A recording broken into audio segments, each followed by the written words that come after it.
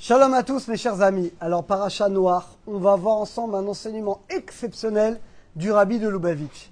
Le cours est dédié pour la maman de notre ami Teddy Benamou, donc que le cours soit Lilou Nishmat, Esther, Bat, Gemara. Alors écoutez bien, au tout début de la Paracha, la Torah fait la louange de Noach. On dit que Noach était un homme tzaddik, entier dans ses générations. Et bizarrement, Rashi ramène une discussion, cette discussion elle est déjà dans la Gemara, dans les maîtres de la Mishnah et de la Gemara. Je vous lis d'abord Rashi. Yesh merabotenu, il y a certains de nos maîtres, d'Orshin, qui utilisent ça pour faire Sheva, pour louer Noach. Si déjà dans une génération de Maboul, c'est le cas de le dire, c'était vraiment l'immoralité, mais vraiment, c'était terrible ce qu'il y avait. Les hommes avec les hommes, les animaux, c'était vraiment la débauche. Et malgré tout, Noach, lui, il est resté tzaddik. Alors s'il avait vécu dans une autre génération, à plus forte raison qu'il aurait été tzaddik. Mais il y a d'autres maîtres qui disent non. On dit que Noach était tzaddik dans sa génération, pour dire c'est relatif. Comme il était dans une génération de grands tordus, alors lui, il était tzaddik vis-à-vis d'eux. Mais s'il avait vécu dans la génération d'Abraham, compare Abraham, Noach, on n'aurait même pas parlé de lui. Cette discussion, Bémet, elle vient, comme on a dit, de la Gemara, elle vient également des maîtres des Tanaïm. Le Rabbi de Lubavitch, il dit sur ce Rashi un enseignement extraordinaire. Et que Bémet, nous on ne voit pas quand on le lit comme ça. Rashi, il faut avoir les yeux du Rabbi pour voir ça. Quand il dit Yesh me rabotenu, il dit il y a parmi nos maîtres, rabotenu, nos maîtres, il les appelle nos maîtres, ceux qui vont interpréter ça de manière positive.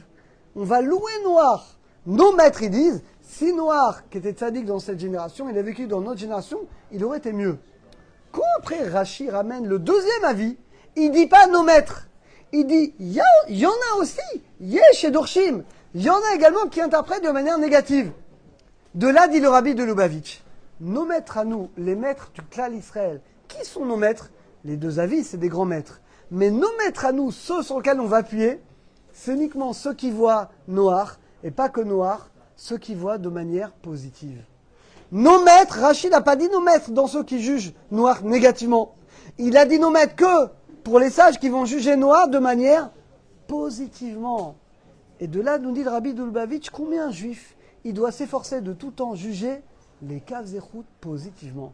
Surtout, Bémet, quand tu vois Noach, Bémet, mais kol hakavod. Vous imaginez, le mariage pour tous, c'était à l'époque, il n'y avait que ça.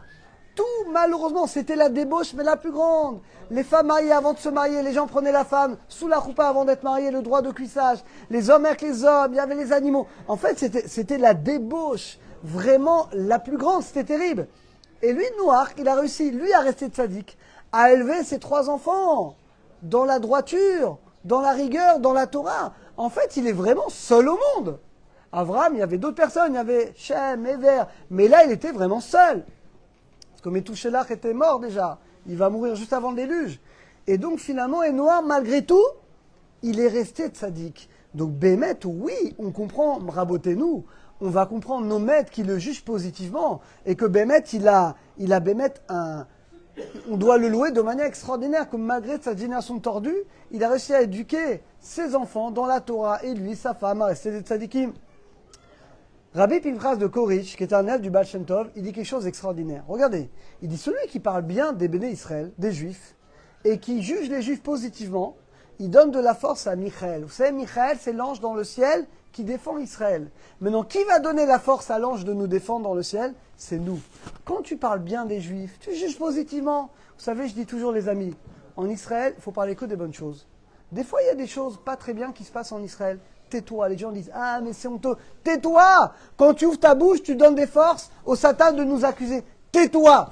Nous, on parle que des choses positives du clan d'Israël. Tu dois apprendre à juger positivement. Alors que malheureusement, quand tu dis des choses négatives, qui sont vraies, hein, voilà, en Israël, il y a ça, chas v'shalom. Tu donnes la force au Satan de nous accuser, et c'est à cause de toi, tu sais même pas, comme tu as ouvert ta bouche, eh bien, il y a des mauvais décrets. Parce que vous savez, c'est écrit dans la Torah, Apishte dim yakum davar. Il faut 2 témoins pour juger. Le premier témoin, c'est le Satan. Et le deuxième, c'est qui? Eh bien, c'est nous. Quand on ouvre notre bouche sur quelque chose de négatif concernant quelqu'un, il a fait une erreur. Il a fait quelque chose qu'il n'aurait pas dû faire.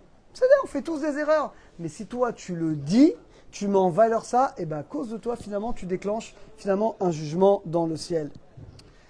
Il dit, le Hanmour Azaken, l'auteur du Tanya, il dit que c'est pour ça qu'Hachem, il a créé les deux yeux. Écoutez comme c'est beau. Pourquoi, Bémet, on a une bouche, on a un nez. Hachem aurait pu nous créer avec un grand œil au milieu, là, comme dans les... Tu te souviens? Pourquoi on a deux yeux? Il dit, l'Hanmour Azaken, une chose extraordinaire. L'œil droit, c'est pour voir les qualités des autres. Parce que c'est le chesed de la droite. L'œil gauche, c'est pour voir les défauts à toi. Et nous, malheureusement, on fait le contraire. Malheureusement, nous, on voit nos qualités à nous, on n'a rien à nous reprocher, et on voit les défauts des autres. Non, tu dois voir les qualités de l'autre, juger l'autre positivement, aimer l'autre, et les défauts, tu dois voir chez toi. Qu'est-ce que tu dois réparer finalement chez toi? Et c'est la raison pour laquelle Rabbi Nachman de Breslev dit qu'il ne faut jamais être possède un juif. Il ne faut jamais rendre pas saoul, inapte un juif. Même des fois, un juif qui est très très loin, d'abord, tu ne sais pas. Combien de fois on découvre des juifs qui étaient très très loin, mais qui ont fait des choses extraordinaires, qui ont aidé des gens, qui ont fait des tzedakot incroyables. Donc d'abord, on doit être honnête, on ne sait pas. Qui on est pour juger? La Mishnah dit Atadin chaverecha atzetekia bimkomo. Ne juge pas ton ami tant que tu n'es pas à sa place. Donc ne juge pas. Et même quand des gens sont tordus, essaie toujours de voir le côté positif. Essaie de voir ce qu'ils font de bien. On va terminer par une histoire exceptionnelle, mes chers amis. Écoutez cette histoire. Rabbi Levi Yitzhak Meberdichov, vous savez, c'était le fameux avocat d'Israël. Une fois, on est la veille de Pessah, quelques heures avant Pessah. Et là, il n'est pas bien du tout le Rav. Pourquoi? Il voit dans le ciel, il y a un décret très grave contre les Juifs pendant Pessah qui est dans le ciel. Et il ne sait pas comment, il prie. Ça fait déjà plusieurs jours qu'il voit ce décret. Il n'arrive pas à annuler le décret. Quelques heures avant Pessah, il va voir son shamash. Il dit, amène-moi du chametz. Quoi? Amène-moi du chametz. Mais Rabbi, on était déjà l'après-midi, la veille de Pessah. Tu sais bien, Rabbi, qu'il y a un issour d'avoir du chametz. Donc personne n'a de chametz. Fais ce que je te dis. Alors le shamash, il ne comprend pas. Il va dans toutes les maisons. Le Rabbi, il demande du chametz. Quel chametz? On est à 3 heures de Pessah. Chametz, déjà, il est interdit depuis midi. Qu'est-ce que tu racontes? Et s'il vous plaît, le Rabbi, il fait le tour de tout le village. Rien, pas de chametz. Il dit, ah, mais là-bas, il y a un juif qui est complètement assimilé, qui habite avec les goïms. Lui, c'est sûr qu'il a du chametz. Et il traverse, il va avec les goïms. Et là, il voit ce juif au café en train de jouer aux cartes avec les goïms. Il dit, lui, c'est sûr. Il dit, s'il te plaît, le Rabbi demande, est-ce que tu as du chametz? Le juif assimilé, il se lève. Quoi? Tu me suspectes, moi, de garder du chametz à Pessah, alors qu'on est juste avant Pessah? Il lui met tarte dans la tête, il le frappe, il dit, retourne chez ton Rabbi, va dire à ton Rabbi, moi, je suis juif, j'ai pas de chametz. Le pauvre shamash, il revient avec des coups, avec du sang. Il dit, Rabbi, je suis désolé, personne n'a de chametz. Et là, le Rabbi, il prend de l'argent, il dit, va m'acheter de la cocaïne au marché. Va m'acheter de la drogue. Une drogue que si on nous attrape, on nous met en prison. Mais c'est interdit, je te donne une grande somme d'argent. Le shamash, il va chez les goïms au marché, je voudrais de la coke. C'est interdit, qu'est-ce que tu racontes?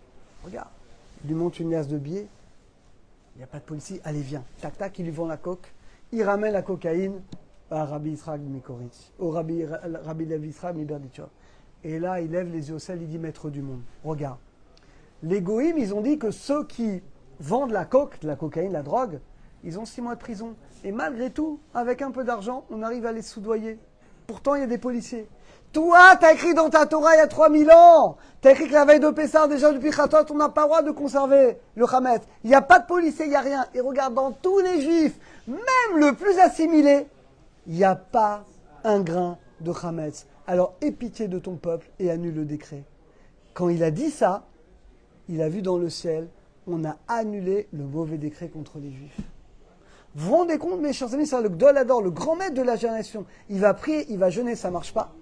Mais il va bien juger le peuple d'Israël. Ça va révéler la miséricorde d'Hachem plus que toutes les prières de tous les tzadikim.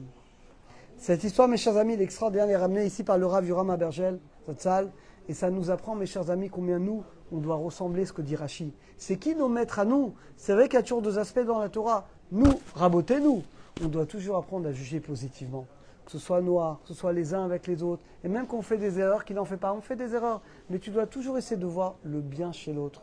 Le bien chez toi. Parce que si tu vois le bien chez toi, tu pourras le voir chez l'autre. Mais si toi, tu te juges négativement aussi, eh ben les autres également, tu vas juger négativement. Parce que tu projettes sur les autres ce que tu es vraiment. Donc Hachem nous aide. Ce que dit le Rabbi ici, qu'Hachem nous aide à avoir toujours l'œil positif, l'œil de Rachamim, de voir les qualités des autres, nos défauts à nous. Et grâce à ça, on méritera de juger positivement chaque juif, tout le peuple d'Israël. Et grâce à ça, on méritera que tous les mauvais décrets contre le peuple d'Israël seront annulés. Et on méritera la délivrance pour nous et pour tout le clan Israël. Amen.